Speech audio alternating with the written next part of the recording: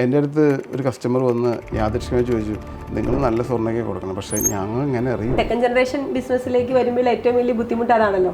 അപ്പനുണ്ടാക്കി വെച്ചേക്കുന്ന പേര് കളയാതെ കൊണ്ടേ നടക്കുക എന്നുള്ളതാണല്ലോ ഏറ്റവും വലിയ റിസ്ക്. അതൊന്നല്ല ബിസിനസ് തന്നെ ദി ക്വാളിറ്റി ഇൻ സർവീസ്, വേറെ ഒന്നും ഇതിലില്ല. അതേപോലെ തന്നെ ഓരോ ആപരത്തിനും ഓരോ കഥകളുണ്ട്. ആ കഥയാണ് നമ്മൾ സെല്ല് ചെയ്യുന്നത്, ആ സ്റ്റോറിയാണ് ഞങ്ങൾ സെല്ല് ചെയ്യുന്നത്. എൻ്റെ മനസ്സിൽ തോന്നിയ കുറേ കാര്യങ്ങൾ എൻ്റെ അണ്ടർസ്റ്റാൻഡിങ്ങിൽ ഞാനത് സെല്ല് ചെയ്തു. അതെനിക്ക് വളരെ അച്ചീവ്മെൻ്റ് തോന്നി. കാരണം എനിക്ക് പറ്റാവുന്ന രീതിയിൽ ഞാൻ അവരെ എക്സ്പ്ലെയിൻ ചെയ്തിട്ട് ആ സാധനം സെല്ല് ചെയ്തു. ബേൺ ചെയ്ത് ഫുൾ പോയി. അത് മാത്രമല്ല റിട്ടേൺ ആയിട്ട് അവർക്ക് കൊടുക്കും. ടി ദേവസി ജ്വല്ലറി എന്ന ബ്രാൻഡ് ഇത് ഇനി ഉപയോഗിക്കുന്നില്ല എന്ന് പറഞ്ഞ് ഞങ്ങളത് സറണ്ടർ ചെയ്ത് കൊടുക്കും.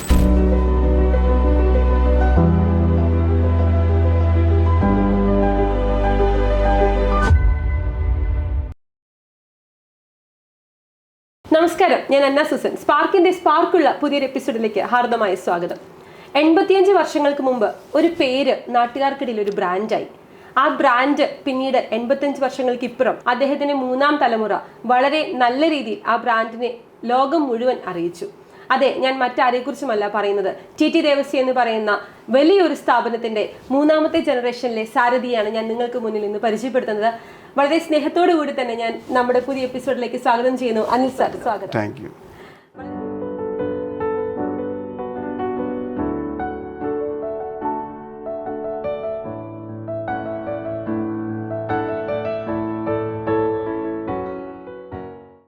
വളരെയധികം സന്തോഷമുണ്ട്. ഒരുപാട് നാളായി നമ്മൾ ഈ ഒരു ഹോട്ട് സീറ്റിൽ വന്ന് കഥ പറയുന്നതിന് ഇങ്ങനെ സ്വപ്നം കാണുന്നു. നമ്മുടെ ആ സ്വപ്നം ഇന്നാണ് സാക്ഷാത്കരിക്കാൻ സാധിച്ചത്. ഞങ്ങൾക്ക് വളരെയധികം സന്തോഷമുണ്ട്. അനിലേട്ടൻ്റെ ഫേസ് ഒരുപാട് പേരൊന്നും കണ്ടിട്ടില്ല. ടി ദേവസിയുടെ ഇപ്പോഴത്തെ സാരഥി ആരാണെന്നുള്ള ചോദ്യത്തിന് എല്ലാവരും അങ്ങനെ ഷോപ്പിൽ വന്നേക്കുന്നവരല്ലാതെ പബ്ലിക് അങ്ങനെ കണ്ടിട്ടില്ല. അത് അങ്ങനെ ഒരു പബ്ലിക്കിലേക്ക് ഇറങ്ങാൻ തീരുമാനിച്ചപ്പോൾ ഞങ്ങളുടെ പ്ലാറ്റ്ഫോം തിരഞ്ഞെടുത്തതിൽ ഞങ്ങൾക്ക് വളരെയധികം സന്തോഷമുണ്ട്, അഭിമാനമുണ്ട്. ഞാൻ പറഞ്ഞു 85 വർഷത്തെ ഒരു ചരിത്രമുണ്ട് ടി ദേവസിക്ക്. തുടങ്ങുന്നത് ഗ്രാൻഡ് ഫാദർ ആണല്ലേ? ഗ്രാൻഡ് ഫാദർ തുടങ്ങിയിട്ടില്ല. ഏത് വർഷമായിരുന്നു? ഒരു 1941 തുടങ്ങിയത്. അത് കഴിഞ്ഞ് ഡാഡി വരുമ്പോൾ എനിക്ക് തോന്നുന്നു ഡാഡി 13-ാമത്തെ വയസ്സ് തൊട്ട് ഷോപ്പിൽ തോന്നുന്നുണ്ട്. അന്ന് തൊട്ട് ഒരു 75 വയസ്സ് വരെ ഡാഡി ആക്റ്റീവായിട്ട് സ്റ്റോറിലുണ്ട്, ബിസിനസ് ഉണ്ടായിരുന്നു. ഞാൻ വരുമ്പോൾ ഞാനൊക്കെ വരുന്നൊരു എല്ലാ സ്കൂൾ ഹോളിഡേയ്സിനും എന്നെ അവിടേക്ക് കൊണ്ടുപോകും.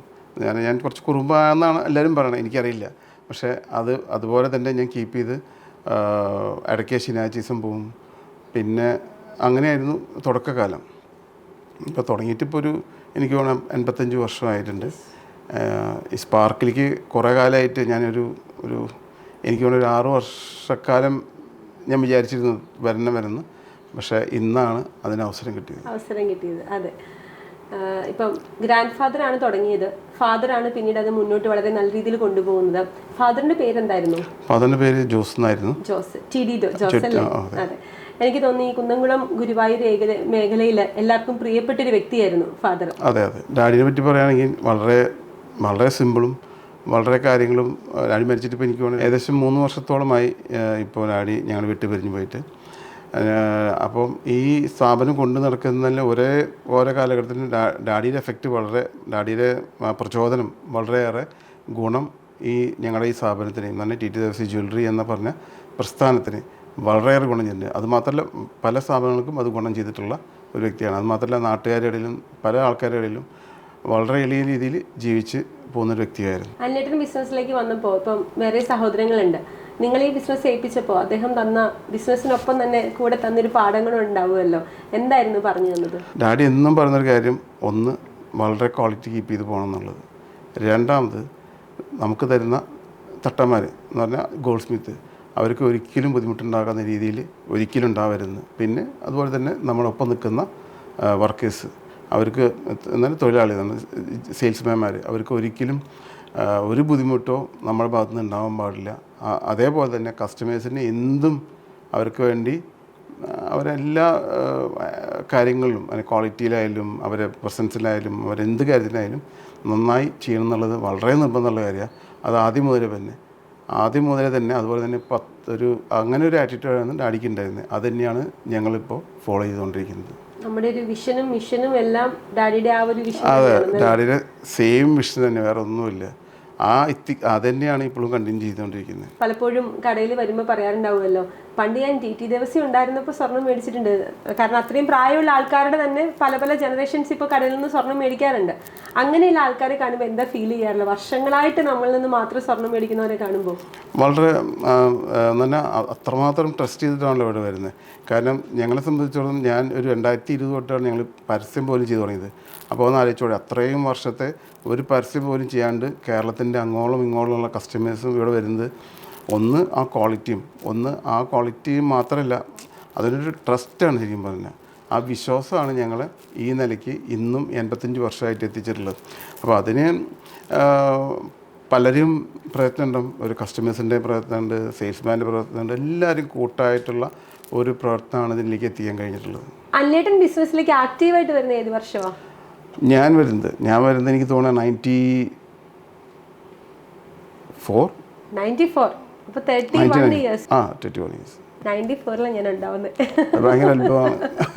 94 ജൂൺ 8. അപ്പോൾ ആ വർഷം ബിസിനസ്സിലേക്ക് വന്നു. എത്ര സീനിയർ ആയിട്ടുള്ള ആളുടെ അടുത്തൊക്കെയാണ് നമ്മൾ ഇത്രയും ഒരു ബിസിനസ് പഠിക്കുകയും കേൾക്കുകയും ഒക്കെ ചെയ്യുന്നത് അല്ലേ. 31 വർഷം ഈ ഒരു സ്വർണ്ണ ബിസിനസ്സിൽ വളരെ ആക്റ്റീവായിട്ട് നിൽക്കുന്ന ഒരു വ്യക്തിയാണ്. ഭയങ്കര കോമ്പറ്റീഷനുള്ള ഒരു മേഖലയാണ് സ്വർണം. ഇന്നത്തെ കാലഘട്ടത്തിൽ ഈ ലൈറ്റ് വെയിറ്റ് ജ്വല്ലറീസ് ഒക്കെ ഒരുപാട് വന്നപ്പോൾ ഒരുപാട് പേര് ജ്വല്ലറി ബിസിനസ്സിലേക്ക് വരുന്നുണ്ട്. പക്ഷേ 31 വർഷം കൊണ്ട് കേരളത്തിൽ ഒരുപാട് മാറ്റങ്ങൾ സ്വർണ്ണ വ്യവസായത്തിൽ ഉണ്ടായിട്ടുണ്ട്. അല്ലേട്ടൻ നോക്കിക്കണ്ടതിൽ സ്വർണ്ണ വ്യവസായത്തിൽ ഏറ്റവും കൂടുതൽ ഉണ്ടായിരിക്കുന്ന ഒരു മാറ്റം എന്തായിരിക്കും? മാറ്റം എന്ന് പറയുന്നത് ഒരുപാട് വ്യത്യാസം വന്നിട്ടുണ്ട്. മേടിക്കുന്ന ആൾക്കാരിൽ വ്യത്യാസം വന്നിട്ടുണ്ട്, അവരെ ഐഡിയോളജി വ്യത്യാസം വന്നിട്ടുണ്ട്, പല കാര്യങ്ങളും വ്യത്യാസം വന്നിട്ടുണ്ട്. അത് നമ്മുടെ പുതിയ തലമുറയിൽ ഒരുപാട് വ്യത്യാസം വന്നിട്ടുണ്ട്. പണ്ടത്തെ പോലെ പണ്ടൊക്കെ ഞാൻ വരുന്ന സമയത്തൊക്കെ എനിക്ക് തോന്നണേ ഒരപ്പനും അമ്മയും വന്ന് സ്വർണ്ണം എടുക്കുന്ന രീതി മാറി. അവരെ പിള്ളേരും മക്കളും എല്ലാവരും കൂടി വന്നെടുക്കുന്ന ഒരു സമ്പ്രദായം വന്നു. അപ്പോൾ അതിന് വലിയൊരു കാറ്റ്. പിന്നെ അതുപോലെ തന്നെ സോഷ്യൽ മീഡിയയുടെ അതിപ്രസരം ഭയങ്കരമായിട്ട് വന്നു. പിന്നെ ലൈറ്റ് വെയ്റ്റിൻ്റെ ഇത് വന്നു. ഇങ്ങനെ ഒരുപാട് വ്യത്യാസങ്ങൾ ഈ ഇടയ്ക്ക് വന്നിട്ടുണ്ട്. കുന്നംകുളത്തെ ഷോപ്പിലേക്കാണ് ആദ്യമായിട്ട് വരുന്നതല്ലേ? ഞാൻ ഞങ്ങളുടെ തന്നെ പാരന്റ് ഷോപ്പിലാണ് ആദ്യം വന്നത്. പിന്നെ കുന്നോളത്ത് തുടങ്ങുന്നത് 2004 ആദ്യ ഷോപ്പിൽ വന്നപ്പോൾ എന്ത് ജോലി തന്നെ? സത്യം പറഞ്ഞാൽ പൊതിയിലായിരുന്നു പണി. സ്വർണം പൊതിഞ്ഞു കൊടുക്കില്ല? സ്വർണം പൊതിയല്ല. ഞാൻ ചെറുപ്പത്തിൽ ഞാൻ ഒരു 5ാം ക്ലാസ് പഠിക്കുമ്പോഴേക്കും വന്നു തുടങ്ങിയത്. കടയിൽ വന്നപ്പോൾ ഞാൻ ആദ്യം റിയലൈസ് ചെയ്ത് ഞാൻ നോക്കി കാണുമായിരുന്നു എന്താണെന്നുള്ളത്. അത് ചിലപ്പം ഡാഡി കാണിച്ചു കൊടുക്കുന്ന രീതിയായിരിക്കും, അല്ലെങ്കിൽ മറ്റുള്ളവർ കാണിച്ചു കൊടുക്കുന്ന രീതിയായിരിക്കും. അതും വാച്ച് ചെയ്തിട്ട് മെല്ലെ ഞാൻ സെയിൽസ് ആയിരുന്നു ആദ്യം ഞാൻ ചെയ്തിരുന്നത്. അപ്പോൾ ആദ്യം എനിക്ക് കിട്ടിയ കേസ് എന്ന് പറയുന്നത് 100 രൂപ ഒരു കസ്റ്റമർ എടുക്കാൻ വരുന്നതാണ്. അപ്പോൾ അന്ന് കടയിലെ തര സ്റ്റോക്ക് പോലും ഒന്നുമില്ല. ഞാൻ പറഞ്ഞത് ഒരു 93 കാലഘട്ടത്തിൽ. അപ്പോൾ എൻ്റെ മനസ്സിൽ തോന്നിയ കുറേ കാര്യങ്ങൾ എൻ്റെ അണ്ടർസ്റ്റാൻഡിങ്ങിൽ ഞാനത് സെല്ല് ചെയ്തു. അതെനിക്ക് വളരെ അച്ചീവ്മെൻ്റ് തോന്നി. കാരണം എനിക്ക് പറ്റാവുന്ന രീതിയിൽ ഞാൻ അവരെ എക്സ്പ്ലെയിൻ ചെയ്തിട്ട് ആ സാധനം സെല്ല് ചെയ്തു. 100 വിറ്റു. അതൊരു ടാസ്ക്കായിരുന്നു. അത് പറ്റില്ല എന്നുള്ളത് ധരിച്ച് അവർ പറഞ്ഞു പല സ്ഥലത്തും പോയിരുന്നു എന്നൊക്കെ പറയുമ്പോൾ നമ്മൾ അത് ഇൻട്രസ്റ്റോടുകൂടി പാഷനേറ്റോടുകൂടി അത് സാധനം സക്സസ്ഫുള്ളാക്കി. അങ്ങനെയായിരുന്നു തുടക്കം. പിന്നെയാണ് നമ്മളത് എങ്ങനെ ഒരു സ്റ്റോർ തുടങ്ങണം എന്നുള്ള ഒരു ഇതിലേക്ക് എത്തുന്നതും ബ്രാൻഡിങ്ങിൻ്റെ കാര്യങ്ങൾ ആലോചിക്കുന്നതും അത് അവിടെ നിന്നായിരുന്നു നമ്മുടെ ചിന്തകൾ വരുന്നത്. ഈ കുന്നംകുളത്തെ ഷോപ്പ് അപ്പോൾ എത്ര നാളായി തുടങ്ങിയിട്ട്? ഇപ്പോൾ എനിക്ക് വേണമെങ്കിൽ 21 വർഷം 22 വർഷമായിട്ടുണ്ട്. ഈ ഒരു പുതിയ ഷോപ്പ് സ്വന്തമായിട്ടാണ് കുന്നംകുളത്ത് സ്റ്റാർട്ട് ചെയ്യുന്നത്. അങ്ങനെ ഒരു ചേഞ്ച് വന്നപ്പോൾ എല്ലാ കാര്യവും നമ്മൾ ചെയ്യാണ്. അതുവരെ എന്ന് പറഞ്ഞാൽ ഫാദറിൻ്റെ ബിസിനസ്സിൽ നമ്മൾ ആക്റ്റീവായിട്ട് നിൽക്കുന്നു, എല്ലാ കാര്യത്തിനും ഫാദർ ഉണ്ട് കൂടെ, എല്ലാം നമ്മൾ ഒരുമിച്ച് ചെയ്യുന്നു. ഇത് സെപ്പറേറ്റ് ആയിട്ട് തുടങ്ങുക എന്ന് പറയുന്നത് പുതിയ ബിസിനസ് തുടങ്ങുന്നതിൻ്റെ ബുദ്ധിമുട്ടുമുണ്ട്. അപ്പൻ്റെ പേര് ചീത്തയാക്കരുത് എന്നുള്ള വലിയൊരു ടാസ്കും ഉണ്ട്. ഈ സെക്കൻഡ് ജനറേഷൻ ബിസിനസ്സിലേക്ക് വരുമ്പോൾ ഏറ്റവും വലിയ ബുദ്ധിമുട്ട് അതാണല്ലോ.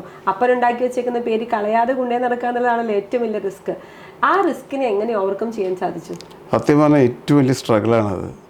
കാരണം ഞങ്ങളെ സംബന്ധിച്ചിടത്തോളം എൻ്റെ ഡാഡിയുടെ കാഴ്ചപ്പാടെന്ന് പറഞ്ഞാൽ പരസ്യം എന്ന് പറയുന്നത് വളരെ ഇല്ല, പരസ്യം തന്നെ ഇല്ല. അപ്പം എങ്ങനെ ഞങ്ങളത് മറ്റുള്ളവരെ അറിയിക്കും, അതായിരുന്നു അന്നത്തെ ഏറ്റവും വലിയൊരു ടാസ്ക്. അന്ന് പത്രത്തിലൊരു പരസ്യം, എനിക്ക് തോന്നുന്നു അന്ന് ഒരു ഹർത്താലായിരുന്നു, പിറ്റേ ദിവസമായിരുന്നു പരസ്യം വരുന്നു.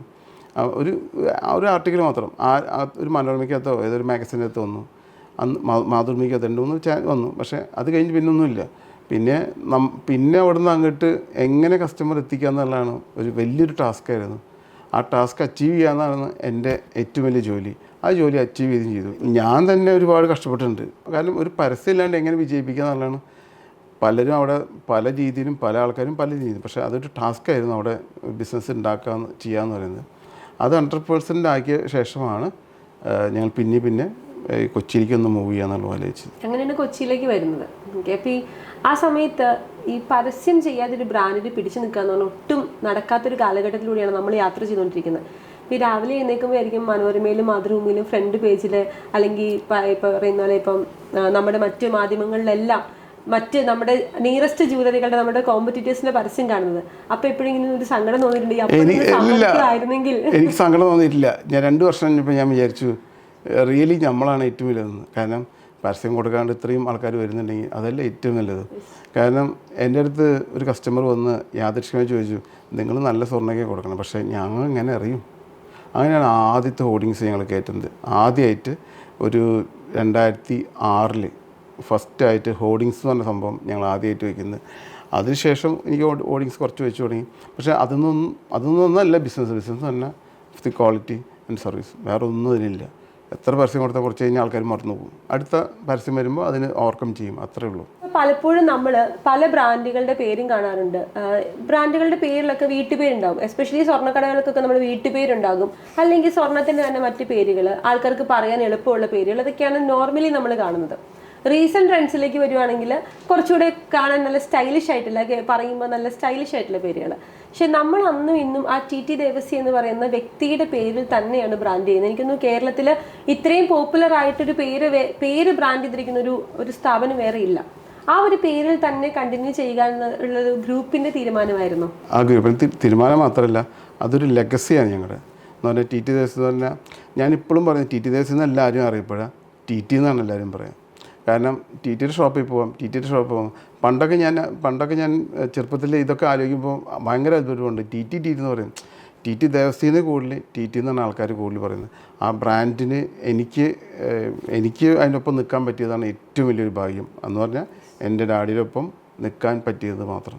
പുതിയൊരു ട്രെൻഡിലേക്ക് വന്നപ്പോൾ നമ്മളും പുതിയൊരു പേര് ചൂസ് ചെയ്തു. പക്ഷേ നമ്മളൊരു ഒരു ഐഡൻറ്റിറ്റി വേറെ പ്ലേസ് ചെയ്യാൻ വേണ്ടിയിട്ടാണ് പോയിംസ് എന്ന് പറഞ്ഞൊരു പേരിൽ ഞങ്ങൾ കൊച്ചി സ്റ്റാർട്ട് ചെയ്യുന്നത്. അപ്പോൾ കൊച്ചിയിൽ സ്റ്റാർട്ട് ചെയ്യുമ്പോൾ ആദ്യം ഞങ്ങളിട്ട പേര് സോറ എന്നാണ് ആദ്യം പേരിട്ടുണ്ടായിരുന്നത്. ആ പേരിട്ടപ്പോൾ അത് നമ്മൾ കുറേ പരസ്യം കാര്യങ്ങളൊക്കെ ചെയ്തിട്ടാണ് അത് പ്ലേസ് ചെയ്ത് കഴിഞ്ഞ് വിത്തിൻ 1 ഇയറിൻ്റെ ഉള്ളിൽ വലിയൊരു ഇൻ്റർനാഷണൽ ബ്രാൻഡ് ഞങ്ങൾക്ക് ഇത് ട്രേഡ് മാർക്സ് ചെയ്യും. അങ്ങനെ ഒരുപാട് പൈസ ചിലവാക്കി. അത് കഴിഞ്ഞ് അവർ ഒരുപാട് പൈസ ആവശ്യപ്പെടുന്ന ആ ഒരു കേസ് കുറേ മുന്നോട്ട് പോയി.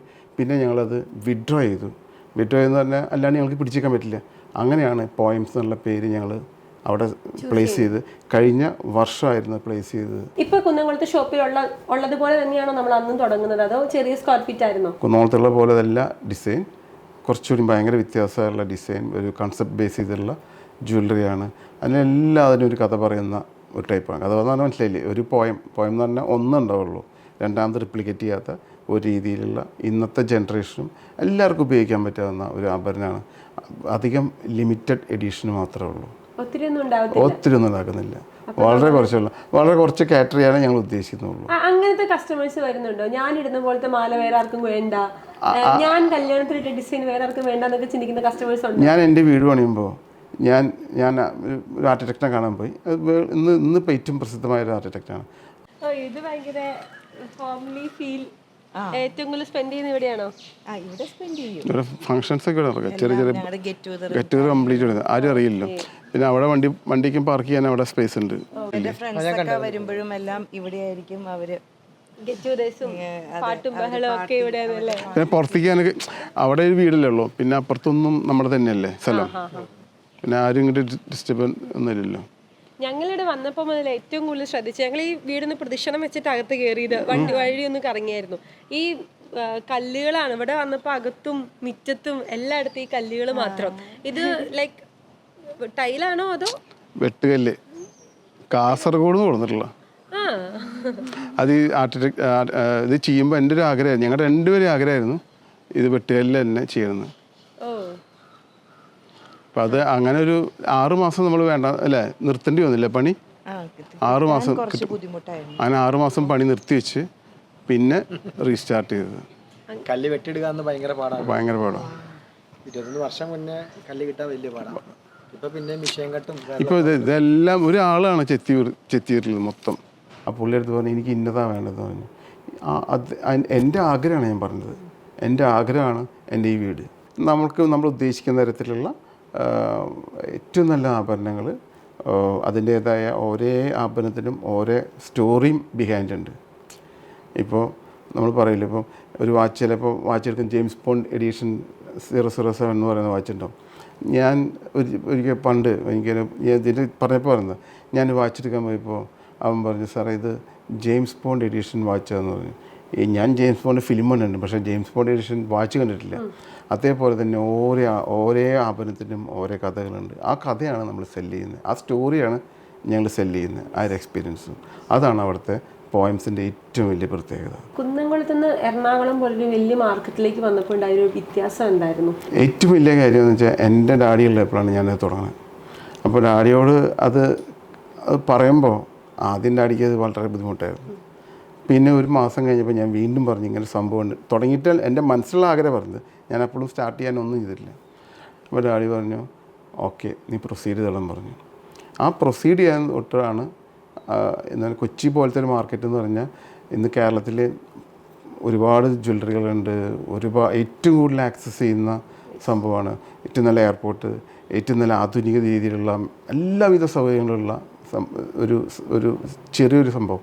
അതിൻ്റെ അകത്ത് തുടങ്ങാമെന്ന് പറയുന്നത് ഏറ്റവും വലിയൊരു സ്ട്രഗിളാണ്. പക്ഷേ സക്സസ്ഫുൾ ആവാനും കുറച്ച് ബുദ്ധിമുട്ടാണ്. പക്ഷേ കൊച്ചിയിൽ എത്താന്ന് പറയുന്നത് ഒരുപാട് കൾച്ചറലായിട്ടുള്ള കാര്യങ്ങളുണ്ട്.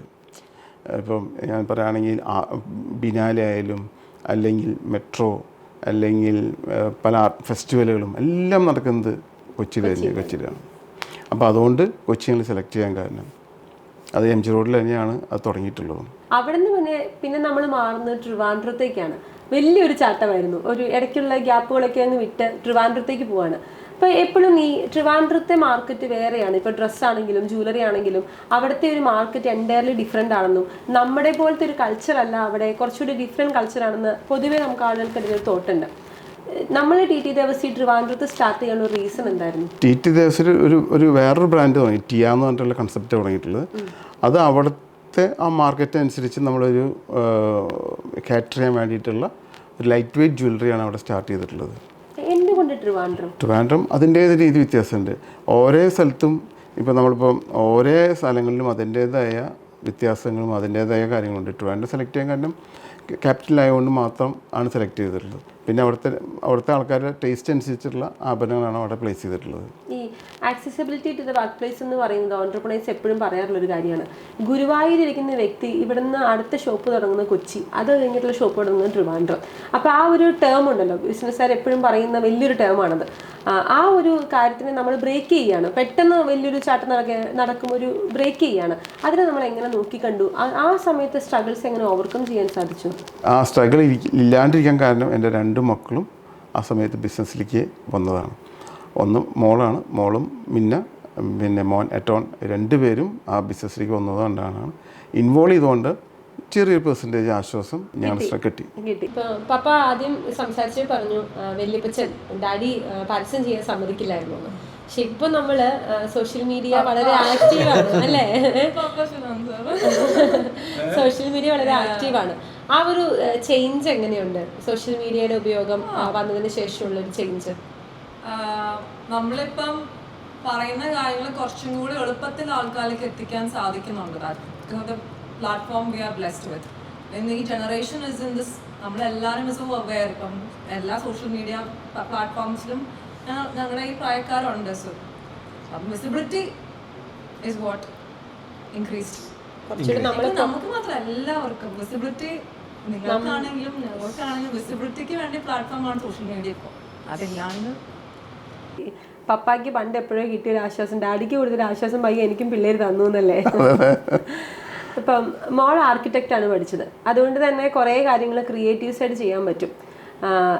ഞാൻ അടുത്തതിൻ്റെ ഒരു ചോദ്യം ഇതായിരുന്നു, ഇപ്പം എനിക്ക് അല്ലേട്ടനെ അറിയുന്ന പോലെ തന്നെ അല്ലേട്ടൻ്റെ വൈഫിനെ അറിയാം, അല്ലെങ്കിൽ മോളെയും പരിചയമുണ്ട്. ഇവർ ബിസിനസ്സിലേക്ക് വന്നതിന് ശേഷം ബിസിനസ്സിൽ അതുവരെ ഉണ്ടായിരുന്ന നമ്മളൊരു ലെഗസിയിലാണ് എല്ലാ കാര്യങ്ങളും ചെയ്തുകൊണ്ടിരുന്നത്. നമ്മളൊരു ബ്രാൻഡ് നെയിം ഉണ്ടാക്കിയെടുത്തിട്ടുണ്ടായിരുന്നു. പക്ഷെ അവർ വന്നതിന് ശേഷം നമുക്ക് വേറൊരു തലത്തിലുള്ളൊരു മാറ്റം, ഇപ്പം കൊച്ചിയിലേക്കാണെങ്കിൽ എല്ലാവരും പറയും പോയിംസിനെ കുറിച്ചും അല്ലെങ്കിൽ മിന്നയുടെ ആക്ടിവിറ്റികളെ കുറിച്ചും ചേച്ചിയുടെ ആണെങ്കിലും എല്ലാവരും സംസാരിക്കുന്ന ഒരു കാര്യമാണ്.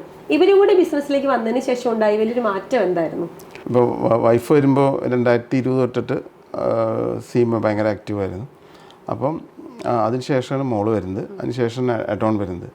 അപ്പം ഈ ചിലപ്പോൾ ഞാൻ ഉദ്ദേശിക്കുന്ന ഒരു മൈൻഡ് സെറ്റ് ആവില്ല വൈഫിൻ്റെ അല്ലെങ്കിൽ പിള്ളേർ മക്കളെ. കാരണം ഇപ്പോഴത്തെ മക്കളെയാണ് ഇപ്പോഴത്തെ ജനറേഷൻ. മറ്റൊരാണെങ്കിൽ ഇപ്പോൾ കൊടുന്നിരിക്കുന്ന പല ഇപ്പോൾ മാലയായാലും കമ്മലായാലും അല്ലാതെ അവരേതായ ഒരു യൂണിക്നെസ് കൊണ്ടുവരാൻ അവർ നോക്കുന്നത്. അപ്പം അത് ഞങ്ങൾക്ക് ഇവരിലൂടെ അത് ഞങ്ങൾക്ക് സാധിക്കാൻ പറ്റി. ഞങ്ങളുടെ ആ ബ്രാൻഡിന് അത്രയധികം ഇവരെ കൊണ്ട് ഉപകാരപ്പെട്ടു എന്നാണ് പറയാം. കാരണം അവരെ നോളജും അവരെ ബുദ്ധിയും അതിലേക്ക് ഉപയോഗിക്കാൻ പറ്റി. ഒത്തിരി വർഷം വീട്ടിലിരുന്ന ആളല്ലേ, പിള്ളേരെയൊക്കെ നോക്കി ഭർത്താവിൻ്റെ കാര്യങ്ങളൊക്കെ ചെയ്ത് പിന്നീടാണ് പുറത്തേക്ക് ഇറങ്ങുന്നതും ബിസിനസ്സിലേക്ക് വരുന്നതും പർച്ചേസ് ചെയ്യുന്നതും കസ്റ്റമേഴ്സിനെ കാണുകയൊക്കെ ചെയ്തത്. ഈ രണ്ട് ലൈഫും തമ്മിലുള്ള ഡിഫറൻസ് എന്തായിട്ടാണ് തോന്നിയത്? ഞാൻ അങ്ങനെ ഫുൾ ടൈം വീട്ടിലിരുന്നിട്ടുണ്ടോയെന്ന് വെച്ചാൽ എനിക്ക് സോഷ്യൽ പരമായിട്ട് കുറേ ആക്ടിവിറ്റീസ് ഉള്ള ആളായിരുന്നു. ഞങ്ങളുടെ ഇവിടുത്തെ ഇന്നർ വീട്, അതുപോലെ ചെറിയ കൊമേഴ്സ് സർക്കിൾ എല്ലാം ആക്റ്റീവായിട്ട് ഉണ്ടായിരുന്ന ആളാണ്. ഫ്രണ്ട്സിനും കാര്യങ്ങളും അങ്ങനെയൊക്കെ എനിക്ക് കുറേ ഫ്രണ്ട്സും ഉണ്ട് ഇവിടെ. അങ്ങനെ കുറച്ച് ബിസിനസ്സിലേക്ക് പക്ഷേ ഒരു ഒപ്പീനിയൻ പറഞ്ഞു തുടങ്ങി തരുന്നു. അതൊരു വലിയ മാറ്റമായിരുന്നു, വലിയൊരു മാറ്റമായിരുന്നു. അത് പലരും എന്നോട് ചോദിക്കുമായിരുന്നു. കാരണം ഞാൻ എൻ്റെ മോള് ആർക്കിടെക്റ്റിന് പഠിക്കാൻ പോകുമ്പോൾ പലരും ചോദിച്ചിരുന്നു അവൾ പിന്നെ ആർക്കിടെക്റ്റ് ആവില്ലല്ലോ. പക്ഷേ അതൊരു വലിയൊരു ടേണിംഗ് പോയിന്റ് 2020. കാരണം ഞങ്ങളെല്ലാവരും കൂടി ഇവിടെ ഇരിക്കുകയായിരുന്നു. ആ പൂളിൻ്റെ ഭാഗത്ത് ഇരുന്ന് ആലോചിച്ച് തിങ്ക് അബൌട്ട് ഇറ്റ്. അങ്ങനെയാണ് ഒരു പോയംസ് എന്നല്ല, ആദ്യം ഒരു ചെറിയൊരു സംഭവം ചെയ്തു. എന്നിട്ട് അത് സക്സസ്ഫുൾ ആയിട്ടാണ് പ്ലേസ് ചെയ്തത് കൊച്ചിയിൽ. എല്ലാവരും പറയും കഷ്ടപ്പാടുകളിലൂടെയാണ് ബിസിനസ് തുടങ്ങിയത്. ഇപ്പോൾ സ്പാർക്കിലെ കഥകളാണെങ്കിലും ഒന്നുമില്ലായ്മയിലും തുടങ്ങിയവരാണ്. പക്ഷേ അനിലേട്ടൻ്റെ ഒക്കെ ലൈഫിലേക്ക് വരുമ്പോൾ ഓൾറെഡി ഡാഡി ഒരു ബിസിനസ് ചെയ്ത് വെച്ചിട്ടുണ്ട്. ഇതിൻ്റെ ഒരു ലെഗസി നല്ല രീതിയിൽ മുന്നോട്ട് കൊണ്ടുപോകുന്ന ടാസ്ക് മാത്രമേ ഉണ്ടായിരുന്നുള്ളൂ. അപ്പോൾ നമ്മൾ പറയും വായിൽ വെള്ളിക്കരണ്ടിയായിട്ട് ജനിച്ചവരാണ് നിങ്ങളെപ്പോലുള്ള ആൾക്കാരെന്നൊക്കെ നമ്മൾ വെറുതെ തമാശയ്ക്ക് പറയും. പക്ഷെ നിങ്ങളോട് ചോദിക്കുമ്പോഴാണ് പറയണത് ഞങ്ങളെപ്പോലെ ഫസ്റ്റ് ജനറേഷൻ ബിസിനസ്സുകാരേക്കാളും കഷ്ടമായിരുന്നു നിങ്ങളുടെ ജീവിതം എന്ന് പറയുന്നത്. നമ്മൾ ബിസിനസ്സിലേക്ക് വന്നപ്പോൾ ആ സമയത്തുണ്ടായിരുന്ന ആ ഒരു ജീവിത സാഹചര്യങ്ങളൊക്കെ എങ്ങനെയായിരുന്നു? ഈ ലെഗസി ബ്രാൻഡ് കൊണ്ടുനടക്കുന്നത് എൻ്റെ ഡാഡിയുടെ മോനായിട്ട് ജനിച്ചതാണ് എനിക്ക് ഏറ്റവും വലിയ അഭിമാനം. അതുമാത്രമല്ല എല്ലാവരും പറയും ഈ ബിസിനസ്സിലേക്ക് എൻട്രി ചെയ്യാന്ന് പറയുന്നത് വളരെ ഒരു നല്ലൊരു കാര്യമാണ്, അല്ലെങ്കിൽ ചിലർ പറ്റും ചിലർ പറ്റില്ല. പക്ഷേ എനിക്ക് വലിയൊരു പാഷനാണ് എൻ്റെ ഈ ബിസിനസ്സിലേക്ക് വരാൻ എന്നുള്ളത്. അത് ചെറുപ്പം മുതലേ ഒരു ആഗ്രഹമായിരുന്നു. അപ്പം എൻ്റെ ഡാഡിയെക്കുറിച്ച് പറയുകയാണെങ്കിൽ ഡാഡി പലപ്പോഴും പല കാര്യങ്ങളും വളരെ എളിമയിലും അല്ലെങ്കിൽ ആർഭാടം പരസ്യം കൊടുക്കരുത്, അല്ലെങ്കിൽ ഞങ്ങളൊക്കെ കാറ് മേടിക്കാൻ പോയി കഴിഞ്ഞാൽ ഡാഡി പറയും ഒരു 50 ലക്ഷത്തിൻ്റെ കാറിന് പകുതി വില കുറച്ചിട്ടാണ് ഞാൻ ഡാഡി പറയുക. എല്ലാവരും ഞാൻ അനിയന്മാരായാലും ചേട്ടനായാലും എല്ലാവരും പറയാം പകുതി വില കുറച്ച് പറയുള്ളൂ. ഇപ്പോൾ എന്തെങ്കിലും ഇപ്പോൾ ഒരു യാത്രയ്ക്ക് പോകണമെങ്കിലും ഹോട്ടലിൽ ഭക്ഷണം കഴിക്കാൻ പോകണമെങ്കിലും വളരെ കുറച്ചേ പറയുള്ളൂ. ഏറ്റവും അവസാനം ഡാഡി ഇപ്പോൾ ഒരു ഓണത്തിന് ഭക്ഷണം കഴിക്കാൻ പോയപ്പോൾ എല്ലാവരും ഉണ്ടായിരുന്നു, ഞങ്ങളൊരു ഹോൾ ഫാമിലിയായിരുന്നു. അപ്പോൾ ഡാഡി എന്നോട് ചോദിച്ചു, ആദ്യം ചോദിച്ചു ഏറ്റവും ചെറിയ കൊച്ചിനോട് ചോദിച്ചു എത്ര മോനെ, ഞാൻ പറഞ്ഞു കറക്റ്റ് പറഞ്ഞു. അപ്പോൾ എന്നോട് ചോദിച്ചു. അപ്പോൾ ഞാൻ പറഞ്ഞു ഡാഡി അത്രയൊന്നും ആയിട്ടില്ല, 500 രൂപ 200 രൂപ ആയിട്ടുള്ളൂ. അപ്പോൾ അങ്ങനെ അത്രയും എളിമയിൽ, അല്ലെങ്കിൽ ഡാഡി ഭക്ഷണം കഴിക്കില്ല. ഡാഡി പറയും എനിക്ക് ഭക്ഷണം വേണ്ട, ഞാൻ അപ്പം അത്രയും എളിമയിലാണ് ഡാഡിയുടെ ജീവിതം തന്നെ.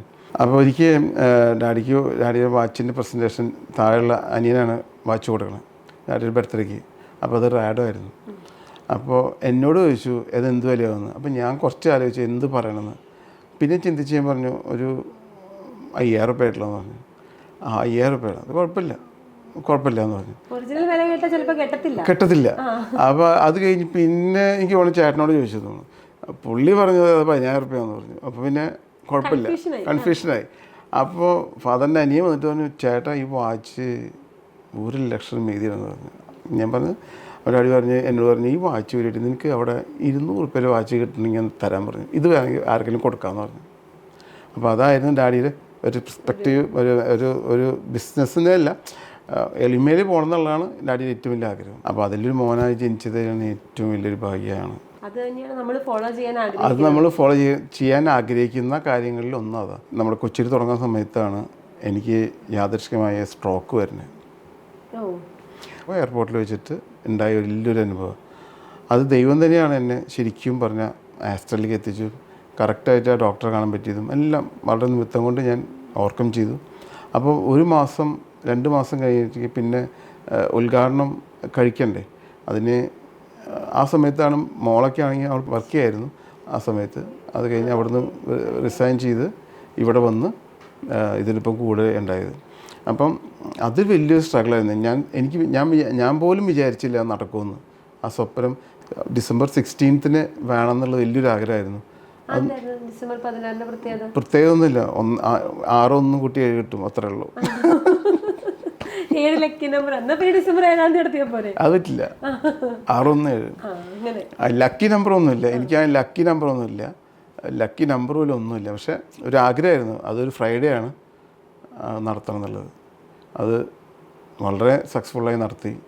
അപ്പം അത് ഒരു സ്ട്രഗിൾ എന്ന് പറഞ്ഞാൽ അത് ആ സമയത്തൊരു സ്ട്രഗിളായിരുന്നു. പിന്നെ അങ്ങനെ സ്ട്രഗിളൊന്നും ഫേസ് ചെയ്യേണ്ടി വന്നിട്ടില്ല. ഈ സ്വന്തമായിട്ട് ഏൽപ്പിച്ച് സ്വന്തമായി ഒരു കാര്യം തുടങ്ങി, അല്ലെങ്കിൽ കംപ്ലീറ്റ്ലി അൻലേട്ടൻ്റെ കയ്യിലേക്ക് ഏൽപ്പിച്ചതിന് ശേഷം ടിറ്റി എന്ന് പറഞ്ഞ ബ്രാൻഡിൽ കൊണ്ടുവന്ന ഏറ്റവും വലിയ മാറ്റം എന്തായിരുന്നു? ഒരുപാട് മാറ്റങ്ങൾ കൊടുത്തിട്ടുണ്ട്. ഞാൻ ഈ ബിസിനസ്സിൽ കയറുമ്പോൾ അന്നൊന്നും ഡയമണ്ടൊന്നും എവിടെ ഇല്ല എന്ന് പറഞ്ഞാൽ നമ്മുടെ ഈ മാർക്കറ്റിൽ എവിടെ ഇല്ല. എനിക്ക് വേണമെങ്കിൽ എറണാകുളത്തോ അല്ലെങ്കിൽ കോയമ്പത്തൂർ മാത്രമേ ഉള്ളൂ. അപ്പോൾ യാദൃശ്ചികം പറഞ്ഞ ആ യാത്രയിലാണ് ഈ ഡയമണ്ടിനെ കുറിച്ച് അറിയുന്നത്. അതുവരെ വല്ല കസ്റ്റമറും ചോദിക്കുകയാണെങ്കിൽ ഞാനും ചോദിക്കും ഡയമണ്ട് ഡാഡി ഇങ്ങനെ പറയുന്നത് പറഞ്ഞാൽ ഡാഡി പറയും അത് വേണ്ട, ഡയമണ്ട് വയ്ക്കണ്ടെന്ന് പറയും. അപ്പോൾ എനിക്കെന്താണെന്ന് മനസ്സിലായിട്ടില്ല. ആക്ച്വലി എനിക്കതറിയില്ല. അപ്പോൾ ഈ യാത്രയോടെയാണ് ഇത് മനസ്സിലായി ഡയമണ്ട് എന്ന് പറഞ്ഞ സംഭവം. അങ്ങനെ ഞാൻ പുറത്തുപോയി പഠിക്കാനിടയായി. അങ്ങനെ 1 മാസത്തെ ഒരു 2 ആഴ്ച 3 ആഴ്ച കോഴ്സ് കഴിഞ്ഞ് ഞാൻ ഡാഡിയുടെ അടുത്ത് ഇങ്ങനെ പ്രസൻറ്റ് ചെയ്ത് ഇങ്ങനെ സംഭവമുണ്ട്, നമുക്ക് ചെയ്യണമെന്ന് പറഞ്ഞു. അപ്പോൾ ഡാഡിയുടെ ബ്രദേഴ്സുണ്ട്, ഇളയപ്പന്മാരുണ്ട്, അവരെല്ലാവരും പറഞ്ഞു ധൈര്യം നമുക്ക് സ്റ്റാർട്ട് ചെയ്യാമെന്ന് പറഞ്ഞു. അങ്ങനെയാണ് ഞങ്ങൾ ഡയമണ്ട് ആദ്യമായിട്ട്, അതും വളരെ സക്സസ്ഫുള്ളായിട്ട് ഞങ്ങൾക്ക് നടത്താൻ പറ്റി. എന്നെ സംബന്ധിച്ചിടത്തോളം അത് വലിയൊരു കാര്യമായിരുന്നു. അതുപോലെ തന്നെ ഈ ടി ടി ദേവസി എന്നുള്ള പേരിൻ്റെ ലോഗോ ഉണ്ടായിരുന്നില്ല, വെറും ടി ടി ദേവസി എന്ന് മാത്രമേ ഉണ്ടായിരുന്നുള്ളൂ. അപ്പം എൻ്റെ ഒരു ഫ്രണ്ടും എൻ്റെ ഒരു ആർട്ടിസ്റ്റുമാണ് ടോണി എന്ന് പറയുന്നത്. പുള്ളി പറഞ്ഞു ഈ ഒരാൾക്കൊരു പേരിടുമ്പോൾ അതിനൊരു സ്റ്റൈല് വേണം, എന്നാൽ മാത്രമേ അത് ബിസിനസ്സിലേക്ക് കൊണ്ടുവരാൻ പറ്റുള്ളൂ എന്ന് പറഞ്ഞു. അങ്ങനെ ആണ് ടി വി നാരായണൻ എന്ന് പറഞ്ഞാൽ ഇന്ന് അദ്ദേഹം ഇല്ല, പുള്ളിയാണ് ആ T T Devassy jewellery logo since 1941 എന്ന് പറഞ്ഞാൽ ആ ലോഗോ ഡിസൈൻ ചെയ്യുന്നത്. അന്ന് ആ ഡിസൈൻ ചെയ്ത് അതും ഒരു വലിയൊരു വ്യത്യാസമായിരുന്നു. കാരണം അങ്ങനൊരു വ്യത്യാസം നമ്മൾക്കൊരു ബ്രാൻഡിൻ്റെ ഇടയിൽ കൊണ്ടുവരാൻ പറ്റിയെന്നുള്ളത് വലിയൊരു കാര്യം. ആ ലോഗോ ക്രിയേഷനും സിൻസ് 1941 എന്നുള്ളത് ആക്ച്വലി അത് പ്ലേസ് ചെയ്യാൻ പറ്റിയതും വളരെ നല്ലൊരു കാര്യമായി തോന്നി. അതിനുശേഷം പുതിയ കാലഘട്ടത്തിനനുസരിച്ച് ഒരുപാട് വ്യത്യാസങ്ങൾ എനിക്കിവിടെ കൊണ്ടുവരാൻ പറ്റി. അത് എൻ്റെ യാത്രയോടുകൂടി ഞാൻ പറഞ്ഞില്ലേ, ഞാൻ ഏറ്റവും കൂടുതൽ യാത്ര ചെയ്യുന്ന ആളാണ്.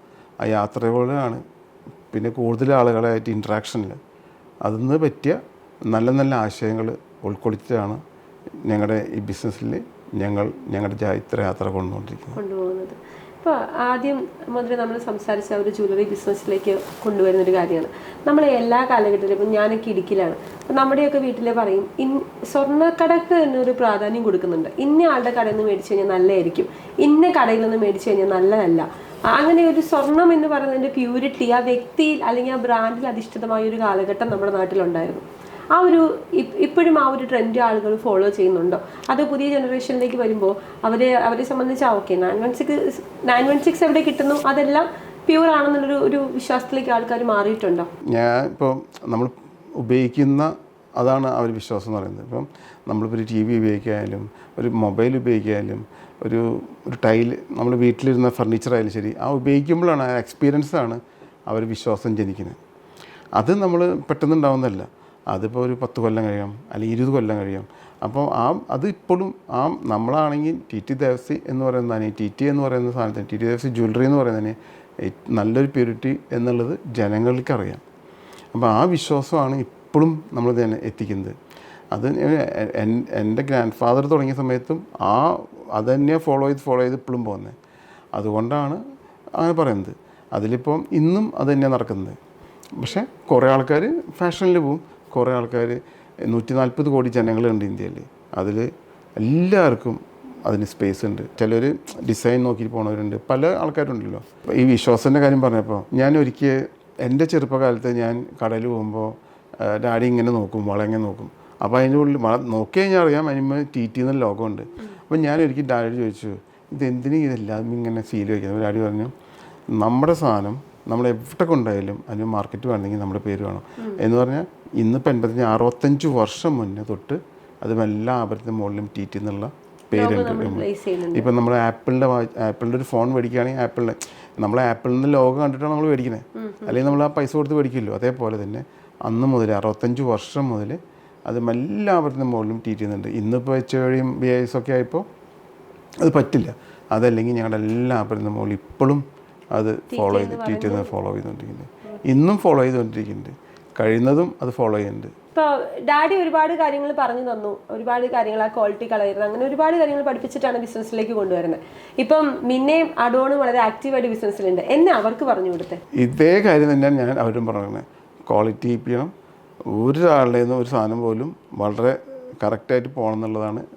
ഫിനിഷിങ്ങിന് കുറയ്ക്കരുത്, ക്വാളിറ്റി ഒന്നായിരിക്കണം. ഈ പറഞ്ഞ ഡാഡി എന്താണ് അന്ന് പറഞ്ഞു തന്നിട്ടില്ല അത് തന്നെയാണ് ഇന്നും ഞങ്ങളടുത്ത ജനറേഷൻ പറഞ്ഞു കൊടുക്കുന്നത്. അതുപോലെ നമ്മളിപ്പോൾ ഇത്ര നേരം കഥകളെ കുറിച്ചൊക്കെ സംസാരിച്ചു, നമുക്കിനി കുറച്ച് ഗോൾഡിനെ കുറിച്ച് സംസാരിക്കാം. അതായത് ഇപ്പോൾ ഇന്നത്തെ കാലഘട്ടത്തിൽ ഒരു കാലഘട്ടത്തിൽ നമുക്ക് യെല്ലോ ഗോൾഡ് 24 ക്യാരറ്റിൻ്റെ യെല്ലോ ഗോൾഡ് മാത്രമാണ് അറിയാവുന്ന ഒരു കാലഘട്ടത്തിൽ നിന്നാണ് പിന്നീട് വൈറ്റ് ഗോൾഡ് അല്ലെങ്കിൽ റോസ് ഗോൾഡ് 18 ക്യാരറ്റ് ഇപ്പോൾ ഭയങ്കര ട്രെൻഡാണ് 9 ക്യാരറ്റ് എന്ന് പറയുന്ന ഒരു ഗോൾഡിലേക്കൊക്കെ വരുമ്പോൾ. പക്ഷെ പലപ്പോഴും ഇപ്പം ഞാൻ എൻ്റെ വീട്ടിൽ പോയിട്ട് 18 ക്യാരറ്റിൻ്റെ റോസ് ഗോൾഡ് മേടിച്ചുകൊണ്ട് വീട്ടിൽ ചെന്ന് കഴിഞ്ഞിട്ടുണ്ടെങ്കിൽ വീട്ടിലെ മമ്മിയുടെ മുഖം വാടും. മമ്മിക്ക് ഇപ്പോഴും നല്ല മഞ്ഞ കളറിലിരിക്കുന്ന നല്ല സ്വർണം, അതാണ് നല്ല സ്വർണം. ശരിക്കും ഈ 9 ക്യാരറ്റും 18 ക്യാരറ്റും എല്ലാം നല്ല സ്വർണ്ണമല്ലേ? എല്ലാം നല്ല സ്വർണ്ണമാണ്. എന്താ കുഴപ്പം? 9 വിലയുണ്ട്, 18 വിലയുണ്ട്, 22 വിലയുണ്ട്. എല്ലാം അതിൻ്റേതായ വിലയുണ്ട്. നമ്മൾ മേടിക്കുമ്പോൾ വില കുറവാണ് കിട്ടുക. വില കുറച്ചാണ്. ഇന്നിപ്പോൾ 1000 ആണെങ്കിൽ അതിനെ കൊണ്ട് കുറവായിരിക്കും 9 അല്ല 18, അതിനേക്കാട്ടിലും കുറവ് 14, അതിനേക്കാട്ടിലും വില കുറവ് 9. അപ്പോൾ എങ്ങനെയാണ് ഈ പ്രൈസിൽ ക്യാരറ്റ് കുറയുന്നതനുസരിച്ചിട്ട് റേറ്റ് കുറയുന്നതിൻ്റെ ആ ഒരു റീസൺ എന്താണ്? അതിനകത്ത് അതിൻ്റെ 24 ക്യാരറ്റ് കുറവാന്ന് മാത്രം, അത്രേ ഉള്ളൂ. വേറെ പ്രത്യേകിച്ചൊന്നുമില്ല. അതുകൊണ്ട് പ്രത്യേകിച്ച് അതിന് വില കുറയും. അപ്പോൾ നമ്മളിത് റീസെയിൽ ചെയ്യുകയാണെങ്കിൽ നമുക്ക് ഇതേ വാല്യൂന് തിരിച്ചു അത് തന്നെ കിട്ടും.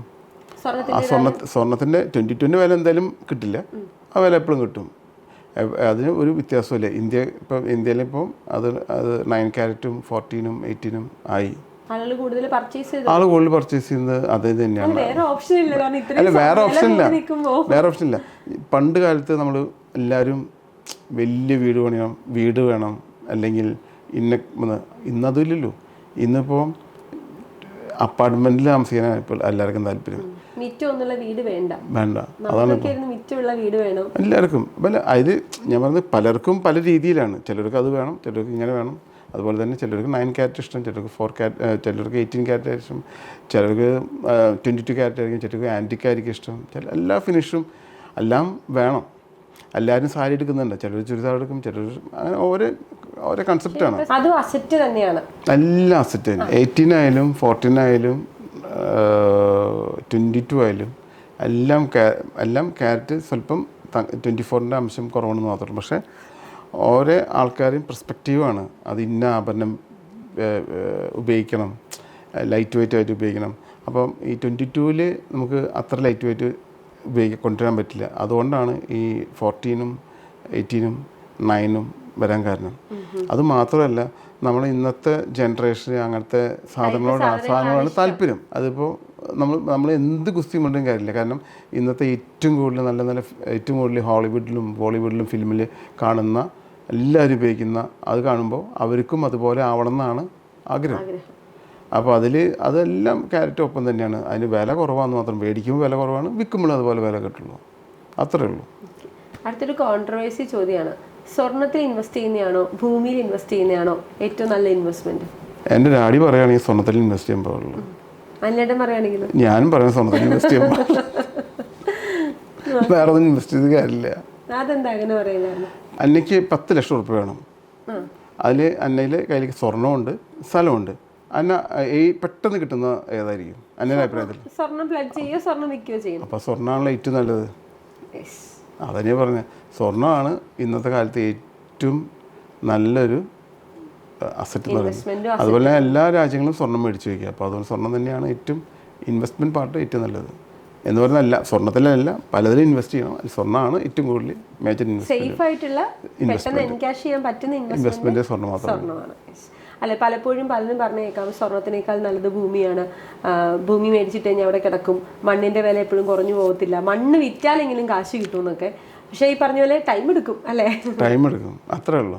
അത് ഓരോ സമയത്തും ഓരോ വ്യത്യാസമുണ്ട്. പക്ഷേ സ്വർണ്ണത്തിന് നമ്മളെപ്പോൾ കൊടുത്താലും അതിന് വാല്യൂ ഉണ്ട്. ഇപ്പം നമ്മൾ 85 ഒരു വെറുതെ ഒരു പേര് ടി ദേവസിയിൽ തുടങ്ങി.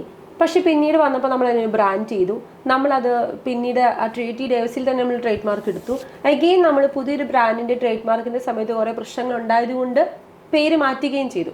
ഒരു ഓൺട്രപ്രണർ ബിസിനസ്സിലേക്ക് ഇറങ്ങുമ്പോൾ നമ്മളിങ്ങനെ പലരോടും പറയും, നിങ്ങൾ ആദ്യം പേരിടുന്നതിന് മുമ്പ് ട്രേഡ് മാർക്ക് കിട്ടുമെന്ന് നോക്കാൻ പറയും. പക്ഷെ പലപ്പോഴും ഇപ്പം ഞങ്ങൾ റീസെൻ്റ്ലി ഒരു സെറ്റിൽമെൻറ്റിന് പോയി, വലിയ തുകയാണ് സെറ്റിൽമെൻറ്റിന് വേണ്ടി വന്നത് നമ്മുടെ ഒരു സുഹൃത്തിന് വേണ്ടിയിട്ട്.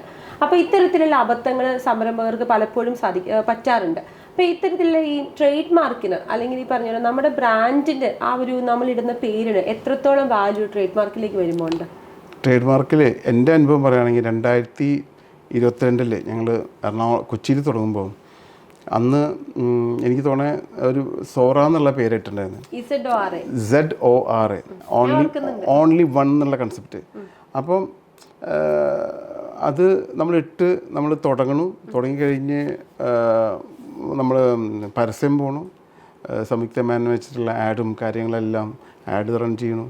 അതുപോലെ തന്നെ അതിൻ്റെ കൊളാറ്ററുകളും ബോക്സുകളും ഈവൻ എല്ലാം വാട്സപ്പും ഇൻസ്റ്റാഗ്രാം എല്ലാം അതുപോലെ പോകണം. ആ സമയത്താണ് ഇൻ്റർനാഷണൽ ബ്രാൻഡ് അത് ഒബ്ജക്ഷൻ വന്ന് ചെയ്യുന്നത്. അപ്പം നമ്മൾ അത്രയും കൊല്ലം പണിയെടുത്ത് അത്രയും കൊല്ലം നമ്മൾ 1 വർഷം 2 വർഷം 1.5 വർഷത്തോളം അതിനുവേണ്ടി വർക്ക് ചെയ്തിട്ട് ആ പേര് വേറൊരു ബ്രാൻഡ് ശരി പറഞ്ഞാൽ ട്രേഡ് മാർക്ക് രജിസ്റ്റേർഡാണ്. ആ ട്രേഡ് മാർക്ക് ആക്ച്വലി ഗോൾഡിൻ്റെ ജ്വല്ലറി രജിസ്റ്റേർഡ് ആയിട്ട് നമ്മൾ കിട്ടിയിട്ടില്ല. എന്നിട്ടാണ് നമ്മളത് തുടങ്ങുന്നത്. അതുവരെ വെയിറ്റ് ചെയ്തു. അത് തുടങ്ങി കഴിഞ്ഞിട്ടാണ് ഇങ്ങനെ വരുന്നത്, ഇൻ്റർനാഷണൽ ബ്രാൻഡ് ഒബ്ജക്റ്റ് ചെയ്യുന്നത്. അപ്പം കുറച്ച് കാലം ഞങ്ങൾ കേസിന് പോയി. പിന്നെ തോന്നി അത് വളരെ എമൗണ്ടാണ് അവർ ചോദിക്കുന്നത്. അപ്പം നമ്മളത് വിഡ്രോ ചെയ്തു ചെയ്യുന്നതിന് ത്രൂ വെബ്സൈറ്റ്, ഇൻസ്റ്റാ, ഈവൻ എല്ലായിടത്തു നിന്നും ഞങ്ങൾ വിഡ്രോ ചെയ്തു. എല്ലാ ക്യാമ്പയിനും വിഡ്രോ ചെയ്തു. ബേൺ ചെയ്തു, ഫുൾ പോയി. അത് മാത്രമല്ല റിട്ടേൺ ആയിട്ട് അവർക്ക് കൊടുക്കും. ടി ദേവസി ജ്വല്ലറി എന്ന ബ്രാൻഡ് ഇത് ഇനി ഉപയോഗിക്കുന്നില്ല എന്ന് പറഞ്ഞ് ഞങ്ങളത് സറണ്ടർ ചെയ്ത് കൊടുത്തു. കാരണം അല്ലാണ്ട് വേറെ വഴിയില്ല. അല്ലെങ്കിൽ ഇനിയും അതിങ്ങനെ ഫയൽ വന്നുകൊണ്ടിരിക്കുക. അപ്പോൾ അതിനുശേഷമാണ് ഞങ്ങൾ വേറൊരു പേര് അതിന് മുന്നേ എടുത്തിട്ടുണ്ടായിരുന്നു. അതിന് 2 years മുമ്പ് ഈ പേര് പോയംസ് എന്നുള്ള പേരെടുത്തിട്ടുണ്ടായിരുന്നു. അത് ട്രേഡ് മാർക്ക് രജിസ്റ്റേർഡായി. അതിന് പിന്നെ വേറെ ഒബ്ജക്ഷനും കാര്യങ്ങളൊന്നും ഇല്ല നോക്കി എല്ലാ ഇതിനും നോക്കിയിട്ടാണ് ഞങ്ങളിത് വന്നത്. ഒരു ബ്രാൻഡ് തുടങ്ങുമ്പോൾ ഏറ്റവും ആവശ്യം അതിൻ്റെ ട്രേഡ് മാർക്ക്. ഇപ്പോൾ എത്ര സ്റ്റാഫ് ഉണ്ട് നമുക്ക് സെയിൽസും എല്ലാം കൂടെ ചേർത്തിട്ട്? സ്റ്റാഫുണ്ട്, ഒരു 100-100 പേരുണ്ട്. നമ്മളെപ്പോഴും പറയും ഈ സ്വർണ്ണ കച്ചവടത്തിലേക്ക് ഞങ്ങളിപ്പം എറണാകുളത്ത് സ്വർണ്ണം മേടിക്കുന്നതാണെങ്കിൽ അല്ലെങ്കിൽ ഞങ്ങൾ ഡ്രസ്സ് മേടിക്കാൻ പോകുന്നൊരു ഷോപ്പ്, വലിയ ഷോപ്പാണ്. അവിടെ ഒരു ചേച്ചിയുണ്ട്. ചെന്ന് കയറുമ്പോൾ തന്നെ ആ ചേച്ചീനെ കാണുമ്പോൾ ചോദിക്കും, ആ ചേച്ചി ഉണ്ടോ എന്ന് ചോദിച്ചിട്ടാണ് ഞങ്ങൾ ആ കടയിൽ കയറാറുള്ളത്. അപ്പോൾ ആ കഴിഞ്ഞ ദിവസം അതിൻ്റെ ഓണറിന് ഇൻ്റർവ്യൂ എടുക്കാൻ ഒരു ഭാഗ്യം കിട്ടിക്കഴിഞ്ഞപ്പോൾ ഞാൻ അദ്ദേഹത്തോട് ഈ കഥ പറഞ്ഞു, ആ ചേച്ചിനെ വിട്ട് കളയരുതിട്ടോന്ന്. കാരണം ഞാനും എൻ്റെ പാടും രംഗുൻ്റെ വൈഫും കൂടെയാണ് ഡ്രസ്സ് എടുക്കാൻ പോകുന്നത്. അവൾക്ക് വേറെ ടേസ്റ്റാണ്, എനിക്ക് വേറെ ടേസ്റ്റാണ്. ചേച്ചി ഞങ്ങൾ രണ്ടുപേരെയും കാണുമ്പോഴേക്കും 2 കയ്യിലും പ്രൊഡക്ട്സ് എടുത്തിട്ട് വരും. ഈ ഒരെണ്ണം എനിക്കുള്ളതായിരിക്കും, ഒന്ന് ഹണിക്കുള്ളതായിരിക്കും. അപ്പോൾ അത് ഞങ്ങൾ അതിൽ നിന്ന് ഏതെങ്കിലും ഒരെണ്ണം എടുത്തിട്ടാണ് വീട്ടിൽ പോരത്തുള്ളൂ. ഇപ്പോൾ ഒരു സെയിൽസ് സ്റ്റാഫിന് കച്ചവടത്തിൽ വളരെയധികം, നമ്മൾ എത്ര കാര്യങ്ങൾ ചെയ്താലും കയറി വരുന്നൊരു കസ്റ്റമർ ഡീല് ചെയ്യുന്ന വ്യക്തിയാണ് ആ കസ്റ്റമറുടെ ബാക്കി മൂഡ് മുഴുവൻ കൈകാര്യം ചെയ്യുന്നത്. അപ്പം നമ്മുടെ സ്റ്റാഫുകൾ ഇത്തരത്തിൽ നല്ല രീതിയിൽ ബിഹേവ് ചെയ്യുക എന്ന് പറയുന്നതാണ് ഒരു ഓൺട്രപ്രണറെ സംബന്ധിച്ച് ഏറ്റവും നല്ല കാര്യം. നമ്മുടെ ടീമിനെ നമ്മൾ എങ്ങനെയാണ് ഡെവലപ്പ് ചെയ്തെടുക്കുന്നത്? സെയിൽസ് എന്ന് പറഞ്ഞു കഴിഞ്ഞാൽ ഞാനും സെയിൽസ് ആയിട്ടാണ് തുടങ്ങിയത്. അപ്പോൾ സെയിൽസ്മാൻ എന്ന് പറഞ്ഞാൽ വലിയൊരു ഒരു യൂണിവേഴ്സാണ്. കാരണം അവർക്ക് അത് വിൽക്കാനുള്ള കഴിവ് വേണം. അതുപോലെ തന്നെ നല്ല രീതിയിൽ പ്രസൻറ്റബിൾ ആയിരിക്കണം, നല്ല രീതിയിൽ പറയാനുള്ള കഴിവും അത് ഞങ്ങളുടെ എല്ലാ സെയിൽസ്മാൻമാർക്കും ഉണ്ട്. അതാണ് വീണ്ടും വീണ്ടും കസ്റ്റമർ റീടെൻഷൻ ചെയ്തുകൊണ്ടിരിക്കുന്നത്. ഇപ്പോൾ ഒരു കസ്റ്റമർ പോയി, ഇപ്പോൾ അന്നയാണ് ഇപ്പോൾ ഞങ്ങളുടെ അടുത്ത് വന്നു, അന്ന ഒരു ആവശ്യം വന്നു കഴിഞ്ഞാൽ അന്ന ക്വാളിറ്റീസ് ഒന്നുണ്ട്, അതല്ലാണ്ട് ഈ സെയിൽസ്മാൻ്റെ കഴിവ് വലിയൊരു ഭാഗമാണ് ബിസിനസ്സിന്. അതെല്ലാ ബിസിനസ്സിലും ഇന്നല്ല, ഞാൻ വേറൊരു എക്സാമ്പിൾ പല സ്ഥലത്തും ഉണ്ടാവുന്ന ഒരു ഇതാണ് സെയിൽസ്മാൻ എന്ന് പറയുന്നത് ബിസിനസ്സിൻ്റെ വളരെ വളരെ നട്ടൽ പോലത്തെ സംഭവമാണ്. അതിൽ ഓണറെക്കാട്ടിലും കൂടുതൽ മാനേജ്മെൻറ്റ് സ്റ്റാഫിനേക്കാട്ടിലും കൂടുതൽ സെയിൽസ്മാൻ്റെ കഴിവാണ് അവിടെ ഹൈലൈറ്റ് ചെയ്യുന്നത്. എന്ന് പറഞ്ഞാൽ ബാക്ക് എൻഡും ഫ്രണ്ട് എൻഡും. ഞാൻ യാദൃശ്ചികമായിട്ട് ഒരു സ്ഥലത്ത് തിരക്കുള്ള ഒരു സ്ഥലത്ത് ഭക്ഷണം കഴിക്കാൻ കയറാം, ഫുഡ് കഴിക്കാനായിട്ട്. അപ്പം ആ സെക്യൂരിറ്റി ഞാൻ പല സ്ഥലത്തും യാത്ര ചെയ്യാറുണ്ട്, പക്ഷേ ആ സെക്യൂരിറ്റി എന്നെ വന്ന് നമസ്കാരം പറഞ്ഞു. ഞാൻ വിചാരിച്ചു അത് എന്നെ കണ്ടു മാത്രമാണോ എന്ന് വിചാരിച്ചു. അല്ല, ഞാൻ അവിടെ നിന്ന് വാച്ച് ചെയ്തപ്പോൾ എല്ലാ വണ്ടിയിൽ നിന്ന് മാത്രമല്ല അവിടെ വരുന്ന എല്ലാവരും ആൾ അങ്ങനെ ഇൻവൈറ്റ് ചെയ്യുന്നത്.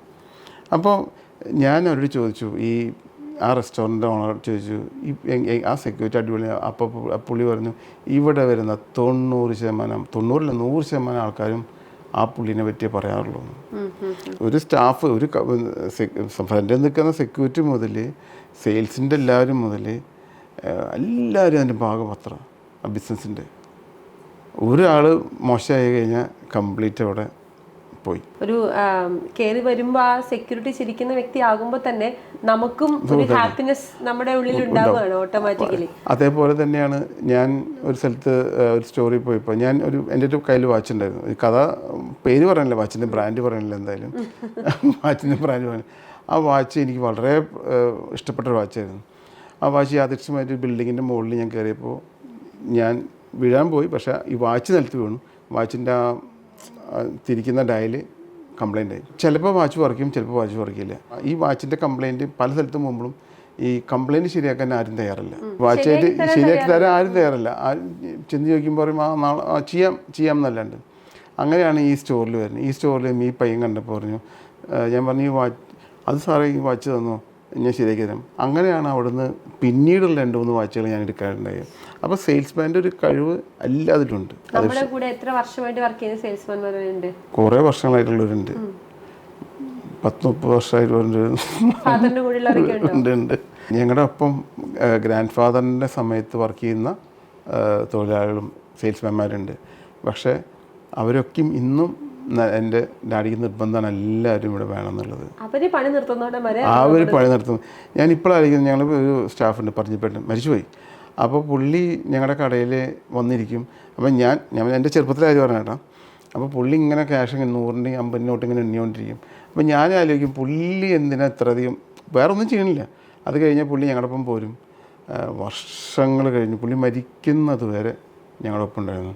അപ്പോൾ അങ്ങനെ ഒരു ട്രീറ്റ്മെൻറ്റാണ് ഞങ്ങൾ എല്ലാവരും കൊടുക്കുന്നത്. പണ്ട് നമ്മൾ ബിസിനസ്സിൽ ഒരു പ്രൊഡക്റ്റ് ബ്രാൻഡ് ചെയ്യണമെങ്കിൽ പറഞ്ഞാൽ പത്രത്തിൽ പരസ്യം കൊടുക്കണം, മോഡലിനെ എടുക്കണം, അല്ലെങ്കിൽ വലിയ വലിയ ക്യാമ്പയിൻസ് ചെയ്യണം, വലിയ വലിയ ഹോർഡിങ്സ് ചെയ്യണം. പക്ഷെ സോഷ്യൽ മീഡിയയുടെ കടന്നുവരവ് ചെറിയ സംരംഭകർക്ക് മുതൽ വലിയ രീതിയിൽ വലിയ ലെവലിൽ വലിയ ടേൺ ഓവർ ചെയ്യുന്ന ഓൺട്രപ്രണേഴ്സ് വരെ ഒരേ പ്ലാറ്റ്ഫോമിൽ നമുക്ക് ബിസിനസ്സിനെ ഷോക്കേസ് ചെയ്യാനും വളരെ നല്ല രീതിയിൽ പോർട്രേറ്റ് ചെയ്യാനും നല്ല രീതിയിൽ സെയിൽസ് എടുക്കാനും സാധിക്കുന്നുണ്ട്. അല്ലേറ്റിൻ്റെ ഒരു കാഴ്ചപ്പാടിൽ സോഷ്യൽ മീഡിയയുടെ കടന്നുവരവ് ബിസിനസ്സിൽ കൊണ്ടുവന്നേക്കുന്ന എന്തൊക്കെ മാറ്റങ്ങൾ ബിസിനസ്സിൽ കൊണ്ടുവരും? സോഷ്യൽ മീഡിയ വളരെയേറെ നല്ലൊരു പ്ലാറ്റ്ഫോമാണ് സത്യം പറഞ്ഞാൽ.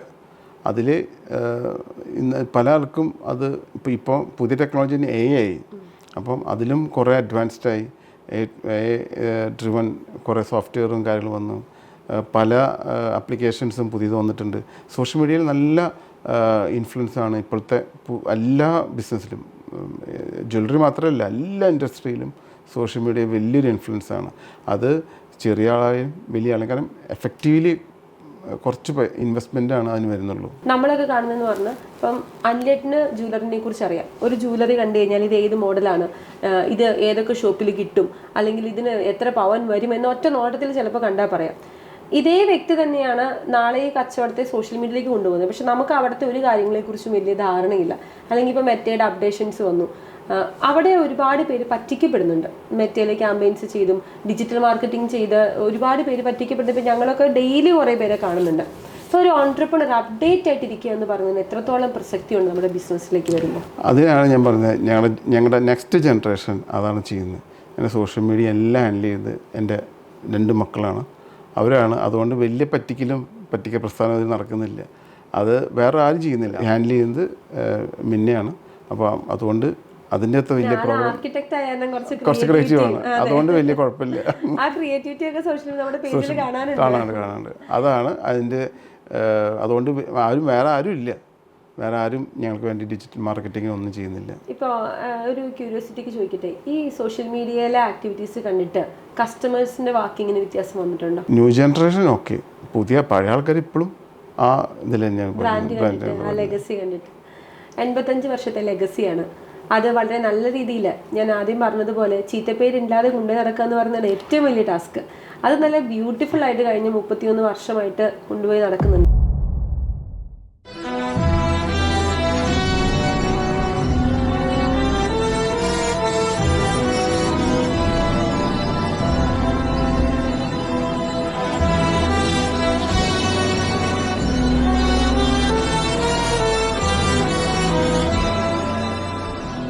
ഇത് 1958, ഇത് 2024. അതെ, ഇത് ഗ്രാൻഡ് ഫാദറിന്റെ ആണോ? ഓക്കെ. അന്ന് ആദ്യത്തെ വണ്ടിയാണോ? ആദ്യത്തെ വണ്ടി. അത് ഇന്ന് നമ്മുടെ ഗ്യാരേജിലുണ്ടല്ലേ? എന്താ ആരും ചോദിച്ചില്ലേ പൈസക്കൊന്നും? എല്ലാവരും ചോദിക്കുന്നുണ്ട്, പക്ഷെ ആർക്കും കൊടുക്കാൻ താല്പര്യമില്ല. പക്ഷെ പാർട്സ് കിട്ടും. ഭയങ്കര ബുദ്ധിമുട്ടാണ്. ഇടയ്ക്കിടയ്ക്ക് വർഷാപ്പ് കയറും. അപ്പോൾ ഒരു 2 മാസം കഴിഞ്ഞ് ഞങ്ങൾക്ക് കിട്ടുക. ചിലപ്പോൾ ഇപ്പോൾ അധികം ഇല്ല, ഇടയ്ക്കിടയ്ക്ക് കംപ്ലീറ്റ് വരും. സാധാരണ ഉണ്ടായിരുന്ന സമയത്ത് ഓടിക്കുമായിരുന്നോ? ഓടിക്കാറുണ്ട്. ലൈഫിലേക്ക് തിരിഞ്ഞു നോക്കുമ്പോൾ ഏറ്റവും ഒരു പ്രൗഡ് മൊമെന്റ് എന്തായിരിക്കും? എനിക്ക് ഏറ്റവും പ്രൗഡ് മൊമെന്റ് എന്ന് പറഞ്ഞാൽ എൻ്റെ ഒന്ന് എൻ്റെ ഡാഡിയുടെ മോനായി ജനിച്ചതിൽ, രണ്ടാമത് എനിക്ക് 2 മക്കളും ഈ ബിസിനസ്സിൽ വന്നത്. കാരണം ഞാൻ എൻ്റെ മോൻ പഠിക്കുന്നത് ഓസ്ട്രേലിയ വിട്ടത്. അപ്പോൾ എൻ്റെ ഡാഡി പറയുന്നത്, ഡാഡി ഞാൻ സമ്മതിക്കാറില്ല. ഞാൻ ഡാഡി പറഞ്ഞു ഡോണിനെ ഇങ്ങനെ ഏറ്റവും അഡ്മിഷൻ പുറത്ത് പഠിക്കട്ടെ എന്ന് വെച്ചു. താല്പര്യം. പക്ഷേ സാധാരണഗതിയിൽ അവിടെ സെറ്റിലാവാനേ പൊതുവെ. പക്ഷേ അവൻ ഡിഗ്രി കഴിഞ്ഞു തന്നെ തിരിച്ച് വന്നു ആ ബിസിനസ്സിൽ ഇപ്പോൾ ഉണ്ട്. അടുത്ത് PG പോകണം. അതുപോലെ മോളായാലും ഇപ്പോഴും ബിസിനസ്സിനൊപ്പം തന്നെ ഞങ്ങളൊപ്പം തന്നെയുണ്ട്. അതാണ് ഏറ്റവും വലിയ പ്രൗഡ് മൊമെൻറ്റ്. അതല്ലെങ്കിൽ അതിന് കുറച്ച് വ്യത്യാസങ്ങൾ വന്നേനെ. ഈ ലെഗസി കൊണ്ടുപോയി നടക്കാൻ അവർ തയ്യാറായി. അതല്ലെങ്കിൽ അത് എനിക്ക് സക്സസ്ഫുൾ ആക്കാൻ പറ്റില്ല. നമ്മുടെ ജനറേഷയുടെ പയ്യെ നിന്ന് പോകുന്നില്ല, പിന്നെയും പോവും. പക്ഷെ അത് ടഫസ്റ്റ് ഗെയിമായിരിക്കും അത് ചെയ്യാന്നുള്ളത്. ഒരു ആൻട്രപ്രണർ ഒരു സിസ്റ്റം ഡെവലപ്പ് ചെയ്യുക എന്ന് പറഞ്ഞാൽ വളരെ അനിവാര്യതയാണ്. നമ്മളില്ലെങ്കിലും ഈ ബിസിനസ് നടക്കുക എന്ന് പറഞ്ഞു. ഇപ്പം നമ്മളുണ്ടായിട്ടല്ല തൃശ്ശൂർ കുന്നംകുളത്ത് ഇപ്പം ഇന്ന് കുറേ നേരം നമ്മളിവിടെ, പക്ഷെ അവിടുത്തെ കച്ചവടം നടക്കുന്നുണ്ട്. നമ്മൾ ഉണ്ടായിട്ടല്ല ട്രിവാൻഡ്രം വളരെ ബ്യൂട്ടിഫുൾ ആയിട്ട് റൺ ചെയ്യുന്നുണ്ട്. സിസ്റ്റം ഡ്രിവൺ ചെയ്യുക എന്ന് പറയുന്ന ഒരു ബിസിനസ്സിൽ വളരെ വലിയ കാര്യമാണ്. വളരെ വലിയ കാര്യം. എത്രത്തോളം അതിനൊരു വാല്യൂ ഉണ്ട്? 100% വാല്യൂ അതാണ്. കാരണം പണ്ട് നമ്മുടെ മുഖം കണ്ടിട്ടാണ് ആൾക്കാർ വരിക. ഇന്ന് ആ സിസ്റ്റം ഡ്രിവൺ ചെയ്തില്ലെങ്കിൽ ഒരുപാട് സിസ്റ്റമാണ് റൺ ചെയ്യേണ്ടത്. അല്ലാണ്ട് എനിക്കിപ്പോൾ അസുഖം വന്നു, നടക്കുമോ നടക്കില്ലെന്നോ ഒപ്പമല്ല. അത് നടക്കണമെന്നുണ്ടെങ്കിൽ സിസ്റ്റം തന്നെ പറ്റുള്ളൂ. സിസ്റ്റത്തിന് ഒരുപാട് വാല്യൂ ഉണ്ട്. അപ്പൊ അല്ലേട്ട വളരെയധികം സന്തോഷമുണ്ട്. ഒരു എന്താ പറയണത്, ഒരു യാത്രയുടെ ഒരു സ്റ്റോറിയേക്കാൾ ഉപരി ആ TT ദേവസി എന്ന് പറഞ്ഞ ബ്രാൻഡ്, ആ ബ്രാൻഡിന്റെ 85 വർഷത്തെ ആ ഒരു ചരിത്രം, അല്ലെങ്കിൽ എന്താണ് നമ്മുടെ ലൈഫിൽ കിട്ടിയതെന്നും നമ്മൾ എന്താണ് മക്കൾക്ക് കൊടുത്തതെന്നും, ഇതിനേക്കാളൊക്കെ ഉപരി ഒരു ഓൺട്രപ്രണർക്ക് ലൈഫിൽ എന്തൊക്കെ കാര്യങ്ങൾ സിസ്റ്റമാറ്റിക് ആയിട്ട് ചെയ്യുക, ട്രേഡ് മാർക്ക് എടുക്കുക, അങ്ങനെ ഒരു ഓൺട്രപ്രണർ ചെയ്യേണ്ട കുറേ കാര്യങ്ങൾ ഇന്ന് നമുക്ക് ഈ ഒരു എപ്പിസോഡിലൂടെ കിട്ടി. വളരെയധികം സന്തോഷം. ഇനി അടുത്ത എപ്പിസോഡിൽ ഞാൻ മിന്നേനെയും അഡോണിനെയും ഇവിടെ എക്സ്പെക്ട് ചെയ്യുന്നു. അതെ, അടുത്ത ഒരു സ്റ്റോറി പറയുമ്പോൾ ഇതുപോലെ ഞാൻ ചോദിക്കാം അവരോട്, പപ്പ എന്തൊക്കെ പറഞ്ഞു തന്നു, അല്ലെങ്കിൽ പപ്പായിൽ നിന്ന് എന്തൊക്കെ കിട്ടി. അവർക്കും ഉണ്ടാവുമല്ലോ കുറേ എക്സ്പീരിയൻസ് പറയാനായിട്ട്. അപ്പോൾ നമുക്ക് വീണ്ടും ഒരു എപ്പിസോഡിലൂടെ കാണണം. അന്ന് അവരെ അപ്പുറം ഇപ്പുറം ഇരുത്തി വേണം നമുക്ക് ആ ഒരു ഷൂട്ട് ചെയ്യാനായിട്ട്. അപ്പോൾ അവർ കുറച്ചുകൂടി പഠിക്കും, കുറച്ചുകൂടി ബിസിനസ്സിൽ ഇൻവോൾവ് ആകും. വളരെയധികം സന്തോഷം. ഈ വിശ്വാസം ഇന്നും കാത്തു സൂക്ഷിച്ച്, ആ ലെഗസി ഇന്നും കാത്തു സൂക്ഷിച്ച്, ഇത്രയും വർഷത്തെ ഒരു ചരിത്രത്തിലൂടെ തന്നെ ആളുകൾക്കുള്ളിൽ നിങ്ങൾക്കും യാത്ര ചെയ്യാൻ സാധിക്കുന്നു എന്നുള്ളതിൽ വളരെയധികം സന്തോഷം. Thank you so much. കഴിഞ്ഞ 85 വർഷത്തെ കഥ പറഞ്ഞ ഒരു എപ്പിസോഡ്. 85 വർഷം ഒരു ബിസിനസ് അതേ ബ്രാൻഡ് നെയിമിൽ തന്നെ കൊണ്ടു നടക്കുക എന്ന് പറഞ്ഞാൽ ചെറിയ കാര്യമല്ല. നമുക്ക് എല്ലാവർക്കും ആഗ്രഹമുള്ളൊരു കാര്യമാണല്ലേ. അതും സെക്കൻഡ് ജനറേഷനും തേർഡ് ജനറേഷനും കഴിഞ്ഞ് 4ാമത്തെ ജനറേഷനിലേക്ക് പയ്യെ ബിസിനസ് ഏൽപ്പിക്കുന്ന ഒരു കാലഘട്ടത്തിൽ നമുക്ക് പുതിയൊരു എപ്പിസോഡിൽ വീണ്ടും കാണാം. അതുവരേക്കും താങ്ക് യു സോ മച്ച്.